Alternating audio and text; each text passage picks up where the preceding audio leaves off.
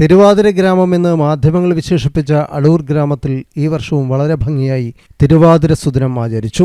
അടൂർ ശ്രീ മഹാദേവ ക്ഷേത്രത്തിൽ തിരുമുറ്റത്ത് രാവിലെ മുതൽ വിശേഷാൽ പൂജകൾ നടന്നു. വൈകുന്നേരം 6 മണിക്ക് നിറമാല വിളക്കും തുടർന്ന് 6:30 മുതൽ ഭജനയുമുണ്ടായി. വൈകുന്നേരം 7:30 മുതൽ വിവിധ ഗ്രൂപ്പുകളുടെ വൈവിധ്യമാർന്ന തിരുവാതിര കളികൾ അരങ്ങേറി. അടൂർ ശ്രീ മഹാശിവക്ഷേത്രത്തിന്റെ ക്ഷേത്ര കമ്മിറ്റിയുമൊപ്പം മാതൃസമിതിയും ചേർന്നാണ് ഈ വർഷത്തെ ആഘോഷങ്ങൾ സംഘടിപ്പിച്ചത്. 9 മണിക്ക് മഹാദേവന്റെ പ്രസാദമായ ലഘുഭക്ഷണവും കഴിച്ചാണ് ഭക്തജനങ്ങൾ പിരിഞ്ഞത്.